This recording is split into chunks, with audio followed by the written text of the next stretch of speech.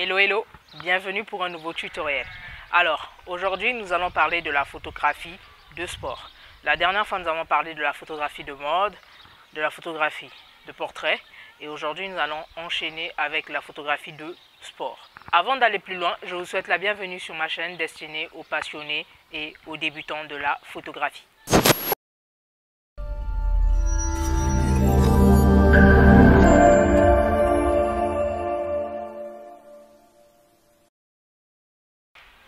Alors, comme l'avoir introduit, aujourd'hui nous allons parler de la photographie de sport.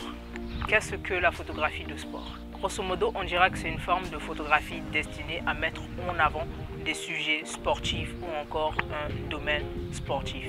Alors, pour pouvoir pratiquer cette discipline, on va dire qu'il faut avoir des bases requises en photographie, donc avoir les connaissances qu'il faut en photographie, mais aussi avoir de la patience, ainsi que être concentré dans ce que l'on fait. Ce n'est pas chose facile au début, mais c'est assez passionnant comme discipline. Chose bien évidente parce que en sport, tout est mouvement. Et par là, vous allez bien le comprendre qu'on joue beaucoup plus avec la vitesse d'obturation. Mais pas que. Pour pouvoir pratiquer de la photographie de sport, il faut aussi avoir le matériel adéquat. Parce que là, ça ne va plus demander les petits objectifs que nous utilisons. Mais là, on a affaire à des téléobjectifs. Des objectifs déjà à première vue assez lourds, très grands, mais des objectifs tellement performants que la quantité de la lumière qui entre dedans est complètement différente des objectifs que nous avons l'habitude d'utiliser pour les photos portraits ou encore en événementiel. Mais pas que, il faut aussi avoir des boîtiers très performants avec des rafales très puissants. Donc vous l'aurez compris, ça requiert des bases en photographie, mais aussi des bases sur le matériel que vous utilisez et bien évidemment de la concentration. Alors, sans plus tarder, voici quelques conseils pour pouvoir pratiquer de la photographie de sport. En tant que photographe, déjà, nous avons l'habitude, pour ne pas perdre en qualité, de pouvoir faire notre post-traitement avec des fichiers RAW.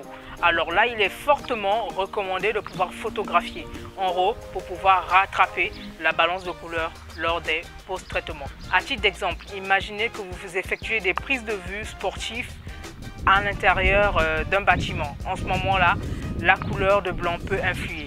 Soit vous avez une image jaune qu'on qualifie d'image chaude, soit vous avez une image, on va dire, assez bleue qu'on qualifie d'image froide.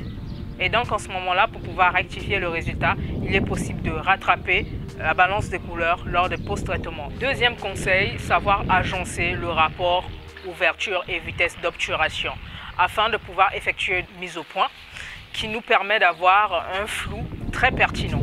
À savoir qu'aujourd'hui, quand on photographie des sujets en mouvement, donc plus précisément dans la photographie de sport, nous avons de très belles images en général avec un flou à l'arrière-plan pour pouvoir mettre en avant le sujet. Donc pour cela, il faut être à mesure de bien jauger le rapport entre l'ouverture et la vitesse d'obturation. Troisième conseil, éviter impérativement des prises de vue de dos. Surtout quand on a affaire à un sujet bien précis, par exemple une star sportive, vous n'allez pas le photographier de dos parce qu'il ne sera pas identifiable. Donc en ce moment-là, il est fortement recommandé de pouvoir photographier de face, de profil, mais pas de dos. Et de préférence avec son outil. Par exemple, si vous photographiez un tennisman, il serait toujours plus important de le photographier avec sa raquette. Par exemple, si vous photographiez un footballeur, il serait toujours intéressant de le photographier en plein mouvement avec le ballon par exemple. Donc c'est vraiment un titre d'exemple quoi. Donc photographier le sujet, pas de dos et de préférence avec son outil qui fait référence au sport qu'il pratique. Quatrième conseil, pour éviter d'avoir des têtes coupées par exemple à l'arrière-plan, il est fortement recommandé de pouvoir effectuer votre prise de vue en bas. Et très souvent vous allez remarquer même au coin des stades, que ce soit football, rugby, etc. Vous allez voir que les photographes adoptent une attitude très basse pour éviter justement des têtes coupées à l'arrière-plan. Bien évidemment, il est possible que vous puissiez cadrer votre sujet comme il se doit, mais comme il n'est pas le seul sur le terrain, là je fais allusion à un sport collectif, en ce moment-là, il y a de fortes chances qu'on peut avoir des têtes coupées à l'arrière-plan si on est mal positionné. Cinquième conseil, utilisez un pare-soleil quand vous photographiez. Cela vous permet de protéger votre objectif, donc entre guillemets, on va dire votre image, vu que les effets ou encore les impacts que nous avons sur l'objectif se répercutent sur l'image capturée. Donc pour éviter des effets néfastes comme des rayons de soleil qui tapent directement sur l'objectif ou encore des gouttes qui tombent sur l'objectif quand il pleut et que cela se répercute sur l'image qu'on captive. Alors en ce moment-là, pour éviter des effets néfastes, on travaille très souvent avec un pare-soleil devant l'objectif. Alors, j'aurais aimé vous citer plein de photographes de sport, mais j'en ai pas trouvé assez. Bien qu'il y en a assez qui en pratiquent, sinon de nos jours, on n'aurait pas pu voir ces belles photos-là dans les journaux, des sportifs bien sûr, de nos sportifs préférés. On n'aurait pas pu voir leurs photos dans les journaux et tout. Donc ça signifie qu'il y en a qui en pratiquent, mais c'est juste que peut-être que j'ai mal fait les recherches, mais pour ma part, en ce qui concerne les photographes de sport, je ferai allusion à Russ Adam, qui est appelé le doyen de la photographie moderne de tennis.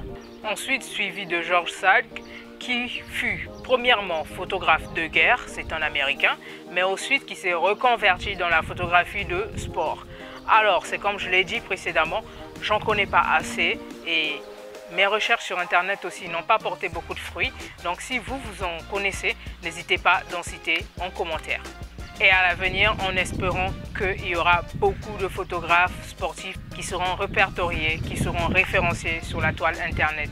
Et j'espère par la même occasion aussi des photographes de sport africains. Donc voilà, c'était tout pour aujourd'hui. Donc en attendant les prochaines publications, je vous invite à vous abonner sur mes différentes pages de réseaux sociaux ainsi que sur la newsletter. Et quant à moi, je vous dis à très prochainement pour un nouveau tutoriel. Ciao, ciao!